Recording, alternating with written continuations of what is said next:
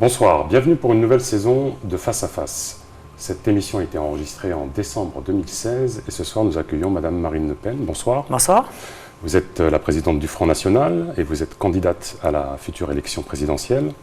Droit dans les yeux, puisque le format est court et que nous allons parler uniquement de la Guyane. La Guyane, un atout ou une charge pour l'État ? Un atout, une chance incroyable pour peu qu'on lui donne sa chance. C'est-à-dire pour peu qu'on laisse, on la protège déjà de l'immigration clandestine, de la délinquance qui est en train de la détruire. Quels seraient les atouts pour vous de la Guyane ? La Guyane a des atouts extraordinaires déjà sur le plan de ses ressources, sur les plans évidemment de la mer. Vous savez que je suis, moi, pour mettre la mer au centre d'une grande politique stratégique, mais encore faut-il que l'État stratège intervienne pour lui permettre de mettre en œuvre des infrastructures qui permettent ce développement, et puis surtout qu'on arrête l'immigration clandestine et qu'on arrête l'insécurité.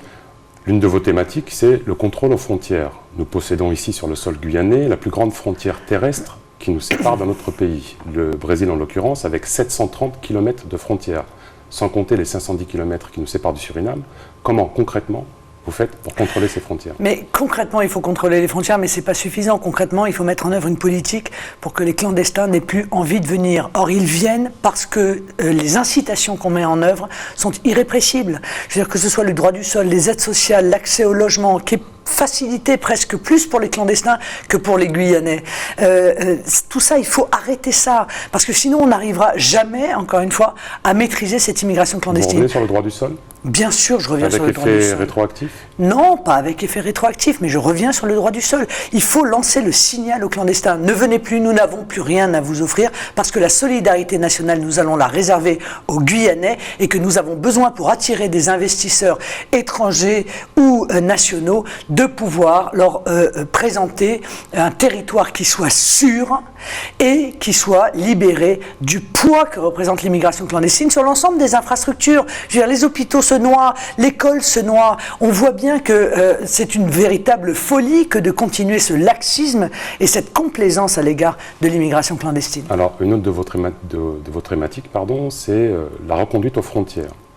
Vous comptez le faire ici en Guyane ? Oui, je compte le faire. Comment vous le faites quand un préfet a déclaré publiquement que lorsque les forces armées interpellaient un orpailleur clandestin, vous savez, ceux qui pillent et qui salissent le sol guyanais, on lui remet un OQTF, une obligation de quitter le territoire français, mais qu'il est inenvisageable d'emmener cet orpailleur par hélicoptère, parce que le budget total des forces armées et des forces de l'ordre serait consommé en moins d'un trimestre.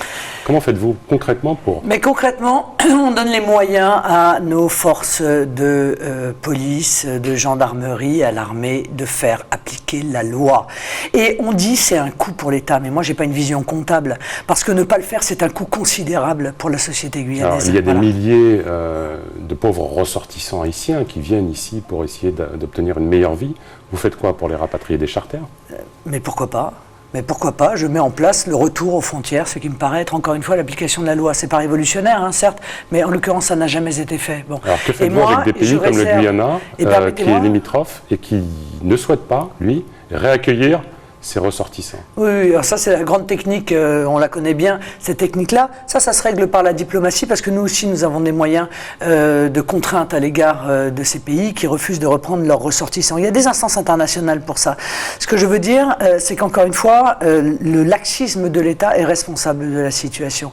Et moi, c'est vrai que je préfère garder ma souffrance pour les Guyanais. Parce que j'entends beaucoup dire les pauvres haïtiens, les pauvres brésiliens, mais les pauvres Guyanais, qui va les défendre si ce n'est pas moi ? Alors, en termes d'insécurité, parce que vous savez qu'ici, nous avons une violence dite sud-américaine, et ça représente un véritable fléau sur le sol.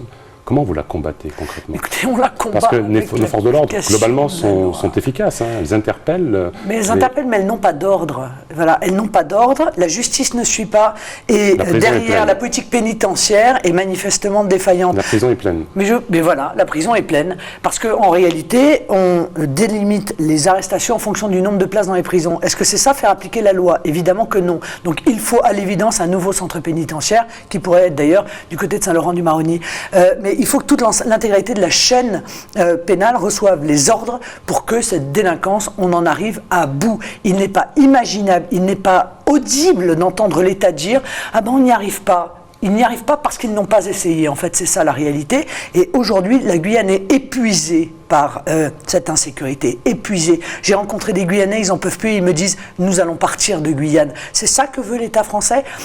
Moi, je ne suis pas là pour venir prendre la Guyane. Je suis là pour venir la protéger. Je suis là pour que l'État assume ses responsabilités. Parce que les Guyanais ne sont pas des sous-citoyens français. Ils ont droit, eux aussi, encore une fois, à la première des libertés que représente la sécurité. Qu'est-ce que vous entendez par tolérance zéro ? La tolérance zéro, pas un délit. Voilà. Le premier délit est condamné.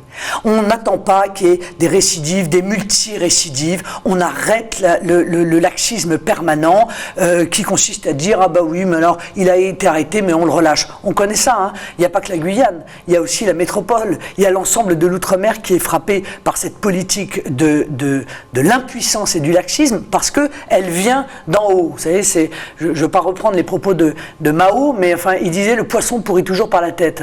Bon. Au niveau de la croissance économique, on dit, et c'est l'INSEE qui le dit, qu'il y a à peu près 20 ans de différence en termes de développement entre la Guyane et une région moyenne de l'Hexagone. Comment vous faites pour opérer ce rattrapage ? D'abord, on va opérer ce rattrapage par les infrastructures, parce qu'en réalité, c'est le manque d'infrastructures qui ne permet pas le développement économique de la Guyane. Il y a encore des territoires, notamment l'ouest guyanais, honnêtement, qui sont dans une situation de sous-infrastructure criante. Donc, c'est le rôle de... C'est l'État qui prend la main là-dessus ? Oui, c'est le rôle de l'État stratège. C'est-à-dire que l'État stratège, il met en place les infrastructures qui ont été décidées, bien sûr, avec les acteurs économiques et les acteurs locaux, et après, c'est aux forces vives de la Guyane de pouvoir se développer. Il y a d'autres problèmes aussi. Il y a le problème du foncier.